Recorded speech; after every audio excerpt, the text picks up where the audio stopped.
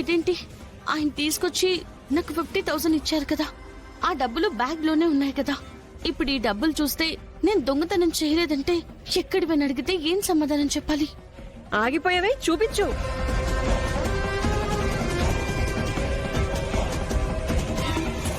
నిన్నే. నువ్వు దొంగతనం చేయలేదు కదా, అప్పుడు నీ దగ్గర డబ్బులుండవు కదా. చూపించు.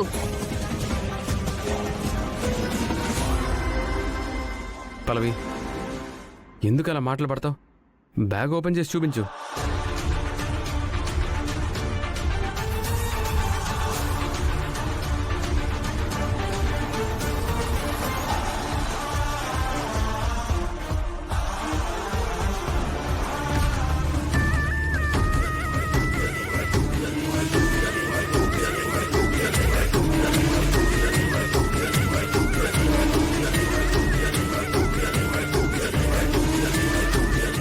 చూసారా చూసారా, అయితే నా 55,000 ఈ పల్లవియే కొట్టేసింది.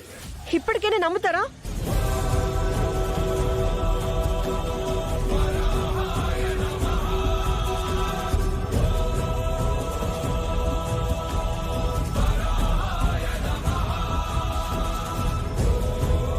పల్లవి, ఏమండి, నిజంగా నాకు తెలియదండి. నేను తన డబ్బులు కొట్టేయలేదండి, ఇవి నా డబ్బులండి. నార్మల్. అన్ని డబ్బులు నీకెక్కడి నుంచి వచ్చాయి? అది కాలేజ్ ఫీజు కట్టడానికి తెచ్చుకున్నాను అత్తయ్య. ఆహా, కాలేజ్ ఫీజు కట్టాలని తెచ్చావా?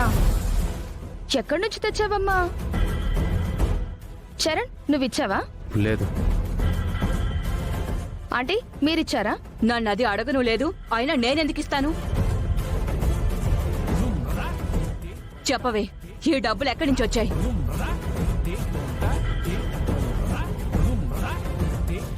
వాణ్ణి అడగలేదు, నన్ను అడగలేదు, మరి ఇంత డబ్బు ఎక్కడి నుంచి వచ్చింది?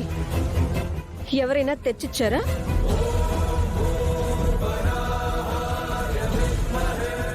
కాలేజ్ ఫీజు కోసం ఆఖరికి ఇంతలా దిగజారుతావా? దొంగతనం చేసిన నువ్వు అసలు కాలేజ్లోనే ఉండడానికి వీల్లేదు.